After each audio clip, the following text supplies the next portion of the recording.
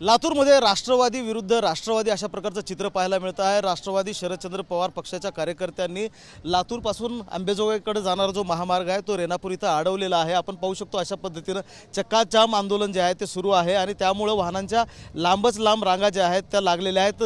लातूरकडून अंबेजोगाई, बीड आणि औरंगाबादकडे जाणारी वाहतूक जी आहे ती पूर्णपणे ठप्प झालेली आहे। त्याचबरोबर लातूरकडे जाणारी जी वाहतूक आहे ती पूर्णपणे ठप्प झालेली आहे। आपण पाहू शकतो अशा पद्धतीनं कार्यकर्ते जे आहेत ते रस्त्यावर उतरलेले आहेत आणि अनेक वेळापासून आणि बऱ्याच वेळापासून जर आपण पाहिलं तर हा रास्ता रोको चालू आहे। या रास्ता रोकोमध्ये जे वृद्ध मंडळी आहे किंवा शेतकरी आहेत ते देखील सहभागी झालेले आहेत। मोठ्या संख्येने शरदचंद्र पवार पक्षाचे जे कार्यकर्ते आहेत राष्ट्रवादीचे ते सहभागी झालेले आहेत आणि हा रास्ता रोको जो आहे तो बऱ्याच वेळापासून सुरू आहे। आपण या कार्यकर्त्यांकडून प्रतिक्रिया जाणून घेणार आहोत की नेमका हा रास्ता रोको जो आहे तो याच्या माध्यमातून आपण काय मागण्या करताय। या सरकारच्या विरोधात आतापर्यंत शेतकऱ्याची कुठलीही कर्जमाफी झालेली नाही। शेतकरी कुठल्या प्रश्नावर म्हणजे महाराष्ट्र शासन काय करत आहे माहिती आहे का, किंवा महाराष्ट्राचा कृषी मंत्री जर विधान भवनाच्या सारख्या ठिकाणी पत्ते घेत असेल तर शेतकऱ्यांनी करायचं काय।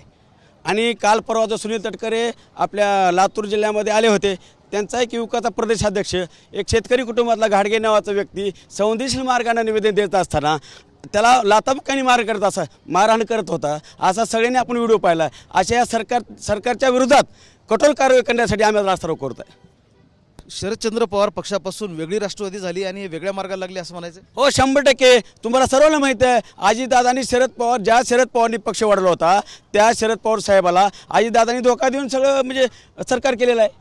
सत्तेसाठी सगळं सत्तेसाठी चालू आहे। एकदम खोके 100 खोके एकदम ओके। शेतकऱ्यांच्या कर्जमुक्तीची आणि काय काय मागण्या तुम्ही या रास्ता रोकोच्या माध्यमातून ठेवताय? आता गेली 4 महिने झालं पाऊस कुठल्या भागात कमी पडत आहे, कुठल्या भागात पाऊस जास्त पडत आहे, त्याच शेतकऱ्याकडं म्हणजे लक्ष देण्याचं कुठलंच त्यांचं लक्ष नाही शासनाचं। कारण का महाराष्ट्राचा कृषी मंत्री कोकाटे नावाचा विधानभवनामध्ये जर पत्ते घेत असेल याच्यासारखी दुर्दैवी बाब काय आहे?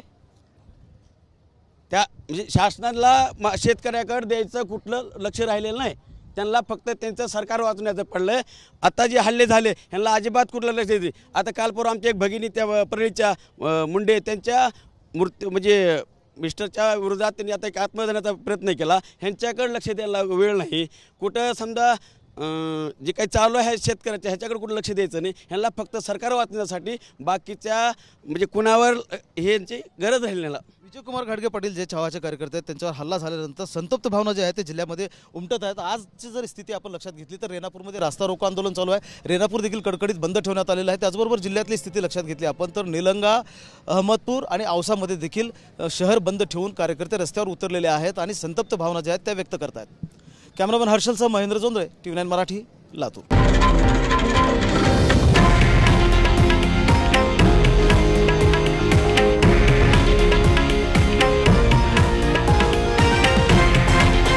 हे आहे देशातील नंबर 1 न्यूज नेटवर्क आणि आपण पाहत आहात TV9 मराठी, एकमेव।